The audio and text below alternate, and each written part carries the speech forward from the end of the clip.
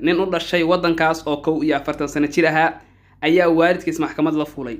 ninkan ayaa waalidkiis wuxuu ka dalbaday inay dhaqaale ku kaabaan maadaama uu muddo badan shaqo la'aan ahaa. ninkan ayaa waraaqihii uu dacwadda ka gudbiyay wuxuu ku xusay inuu og yahay inuu 41 sano jir yahay, laakiin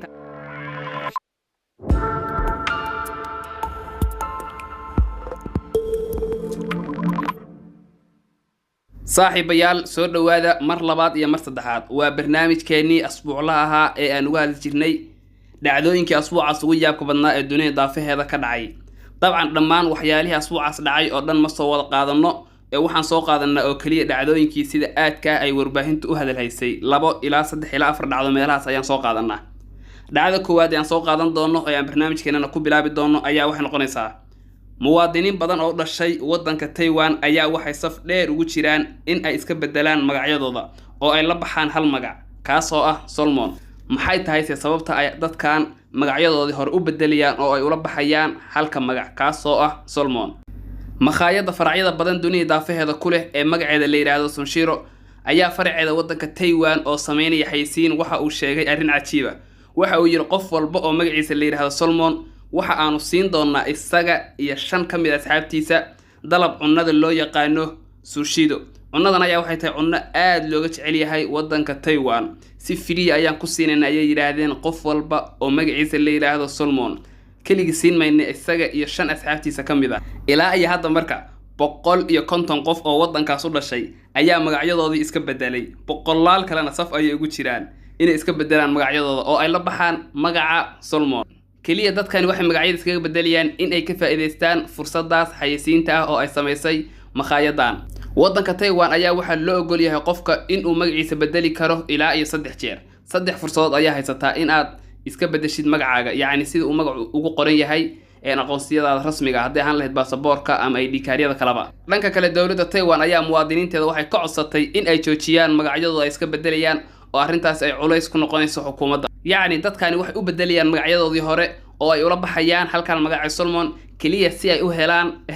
cunnadaas firiiga ah. dhacdada kale aan soo qaadan doono ayaa iyaduna waxay tahay dhacdo yaabkeeda leh. lamaane u dhashay waddanka Ingiriiska ayaa si ay baraha bulshada dhexdooda ugu muujiyaan jacaylka ay isku qabaan heerka uu gaarsiisan yahay waxay gacmahooda ku shaabadeeyeen ereyga forever oo ay ula jeedeen weligayo waan wada joogaynaa oo jacaylkayagu waa waaraya. laakiin arrinta yaabka iyo amkaagal ayaa waxay tahay in haweenaydii ay ninkii maalin toorey la dhacday oo ay ilaa iyo 22 meelood oo jirkiisa ka mid ah ay mindi gelisay. haweenaydan ayaa waxay sheegtay in ninkan khiyaamay oo dumar kale uu ku garbado, laakiin ninkan ayaa ku dooday inuusan xaaskiisa khiyaamin oo uu weli aad u jecel yahay keliyana xaaskiisu ay maseersan tahay. haweenaydan ayaa ugu dambeyn booliis ku qabteen, waa la xiray, maxkamad ayaa la saaray. ugu dambeyn waxa lagu xukumay muddo 6 sano oo xabsiya. yacni lamaanahan markii hore gacmahooda ayay waxay ku qoreen kelmadda forever oo ay ula jeedeen weligayo meelna uma kala soconno oo waan isku ag dhimanaynaa. inta badan jacaylada iyo romansiga baraha bulshada lagu soo bandhigo ee ay lamaanayaashu u soo bandhigaan dadka ku taxan barahooda bulshada inta badan waxay u badan tahay inuusan ahayn mid dhaba oo xaafadda ka jira ee ay u soo bandhigayaan kaliya dadka ku taxan. haddana aan aadno halkaas iyo waddanka Japan. waa ayo qofka ugu da'da weyn adduunka haddada aan joogno. sida ay sheegtay warbaahinta waddanka Japan iyo qaybo badan oo ka mid ah warbaahinta caalamku waxay ku sheegeen in qofka ugu da'da weyn adduunka haddada aan joogno ay tahay haweeney u dhalatay isla waddankaas Japan. haweeneydan ayaa waxay dhalatay sanadkii 1903. haweeneydan ayaa da'deeda waxay ku sheegeen in ay tahay 118 sano. way dhici kartaa in dunida daafaheeda ay ku nool yihiin dad iyada ka da'weyn, laakiin inta la og yahay ee la hubo haddada aan joogno haweeneydan ayaa waxay tahay qofka ugu da'da weyn oo waxay jirtaa 118 sano. waa cimri aad u dheer dabcan. haweeneydan ayaa dhacdooyinkii waaweynaa ee dunida daafaheeda ka dhacay ee goobjoog u ahayd muddada 118 sano ah waxaa ka mid ahaa dagaalkii koowaad ee adduunka markaas oo ay jirtay 11 sano. sidoo kale dhacdooyinkii ay goobjoog u ahayd waxaa ka mid ahaa xanuunkii loo yaqaanay hargabkii Isbaanishka kaas oo 50 milyan oo qof dad lagu qiyaasay ku dilay dunida daafaheeda sanadihii u dhaxeeyay 1918 ilaa 1920.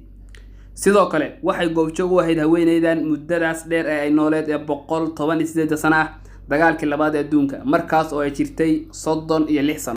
haweeneydan ayaa sidoo kale waxay goobjoog u ahayd dagaalkii koowaad ee Khaliijka markaas oo ay jirtay 77 sano sidoo kale waxay mar labaad goobjoog u ahayd dagaalkii labaad ee Khaliijka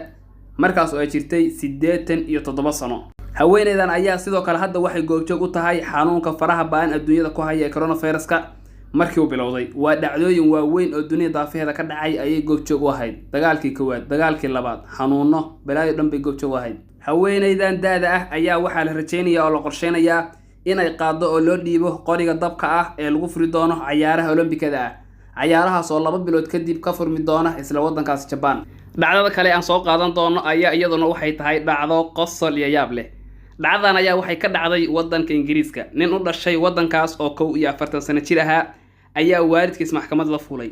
ninkan ayaa waalidkiis wuxuu ka dalbaday inay dhaqaale ku kaabaan maadaama uu muddo badan shaqo la'aan ahaa ninkan ayaa waraaqihii uu dacwadda ka gudbiyay wuxuu ku xusay inuu og yahay inuu 41 sano jir yahay laakiin taasi aysan waxba ka bedeleen dacwadda uu ku soo ogay waalidkiis oo waalidkiis agtooda uu ka yahay ilmahoodii oo weynaaday oo kaliya wilina uu xaq u leeyahay in ay dhaqaale ku kaabaan maadaama ay shaqo la'aan ba'an la soo daristay haddii ay u diidaan inay dhaqaale ku kaabaanna ay arrintaasi ka soo horjeedo xaqiisa iyo xuquuqul insaankaba yacni ninkan waa 41 sano jir laakiin wuxuu leeyahay wili waalidkay agtooda caruur ayaan ka ahay oo waa inay dhaqaale igu kaabaan maadaama aanan muddo badan shaqayn oo wax dakhliya oo wanaagsan uusan soo gelin ninkan ayaa sidoo kale hadda ka hor wuxuu dacwad ku oogay jaamacaddii uu ka baxay Oxford taas oo ka bartay qaanuunka wuxuuna ku eedeeyay jaamacadda shahaadadii ay siiyeen muddo 4 sano kadib markuu dhameeyay kulliyadda qaanuunka inuusan wax shaqo ku helin sida daraadeedna uu dacwad ugu oogay laakiin waa laga diiday ugu dambeyn dacwadaas waa nin qosol iyo yaab leh wax walba oo uu fahmi waayo maxkamad ayuu la fuulayaa dacwad ayuuna ka oogayaa dabcan waa nin qaanuunka bartay oo si fiican ayuu yaqaanaa sida dacwadaha loo diyaariyo oo dadka maxkamad loola fuulo ayaan filayaa saaxiibayaal barnaamijkeennii asbuuclaha intaas ayaan kusoo koobaynaa barnaamijkan ayaan waxaan uga hadalnaa waxyaalaha asbuucaas ugu yaak badan ee dunida daafeeda sida aadka loo hadalhayo ayaan soo koobnaa 2 ilaa 3 ilaa 4 dhacdo ayaan soo qaadanaa saaxiibayaal idinkana waxaan si xushmad iyo qadarin ku jirto idinkaga codsanayaa in haddii aad kanaalka hore ugu taxanaydeen aad like ii saartaan haddii aad hadda ku cusub tihiinna in aad like iyo subscribe ii saartaan kanaalkan aad sii share garaysaan si uu barnaamijkeenu dad badan u sii gaaro waa maasantihiin waa noo asbuuca dambe iyo nooli kulantee guuleysta